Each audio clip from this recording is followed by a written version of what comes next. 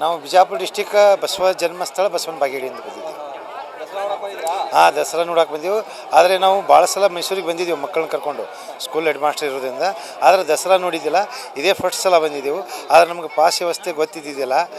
ಈಗ ನಮ್ಗೆ ವಯಸ್ಸಾಗಿದೆ, ಈಗ ನಿಂತು ನೋಡೋದು ಬಹಳ ಸಮಸ್ಯೆ, ಆದರೂ ಅನಿವಾರ್ಯ ಉತ್ಸಾಹದಿಂದ ನೋಡ್ಬೋದು. ಹೌದು, ದಸರಾ ನೋಡಬೇಕಂತ ನಾನು 30 ವರ್ಷದಿಂದ ಮಕ್ಕಳನ್ನ ಪ್ರವಾಸಿಗೆ ಕರ್ಕೊಂಡು ಬಂದಿದ್ದೆ.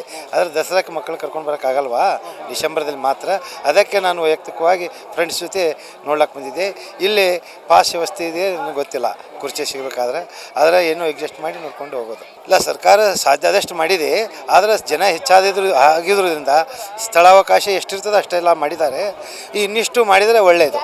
ಹೌದು, ಭಾಳಷ್ಟು ವರ್ಷಗಳಿಂದ, ಕಳೆದ 30 ವರ್ಷಗಳಿಂದ ನಾವೆಲ್ಲ ಟಿ ವಿ ಒಳಗೆ ದಸರಾ ನೋಡ್ತಿದ್ದೆವು. ಈಗ ಕಣ್ ತುಂಬಿಕೊಳ್ಬೇಕು, ಲೈವ್ ಆಗಿ ನೋಡಬೇಕನ್ನೋ ಒಂದು ಅಪೇಕ್ಷೆಯಿಂದ ಬಂದಿದ್ದೆವು. ಆದರೂ ಏನಾದರೂ ತೊಂದರೆ ಆದರೂ ಅಡ್ಜಸ್ಟ್ ಮಾಡ್ಕೊಂಡು ನೋಡ್ತಾ ಇದ್ದೀವಿ. ಉತ್ಸಾಹ ನೋಡಬೇಕು. ನಮ್ಮದು ಕನ್ನಡ ನಾಡು, ನಮ್ಮ ನಾಡಿನ ಸಂಸ್ಕೃತಿ, ನಮ್ಮ ನಾಡಿನ ಕಲೆ, ಇದನ್ನೆಲ್ಲ ನಾವು ಬೆಳೆಸಬೇಕಾದ್ರೆ ಈ ಒಂದು ಚಾಮುಂಡೇಶ್ವರಿ ಈ ಸಮಾರಂಭ, ಇದು ಅರಮನೆಯ ಒಂದು ಇತಿಹಾಸ, ನಮ್ಮ ಮುಂದಿನ ಪರಂಪರೆಗೆ ಉಳಿಬೇಕಾದ್ರೆ ಎಲ್ಲ ಕಾರ್ಯಕ್ರಮವು ಇನ್ನೂ ವಿಜೃಂಭಣೆಯಿಂದ ವರ್ಷ ಸಾಗಬೇಕು. ನನ್ನ ಹೆಸರು YN ಮಿಣಿಜ್ಗಿ, ಮುಖ್ಯ ಗುರುಗಳು ಶ್ರೀ ಬಸವೇಶ್ವರ ದೇವಾಲಯ ಕನ್ನಡ ಹಿರಿಯ ಪ್ರಾಥಮಿಕ ಶಾಲೆ, ಬಸವನ ಬಾಗೇವಾಡಿ, ವಿಜಯಪುರ ಡಿಸ್ಟಿಕ್.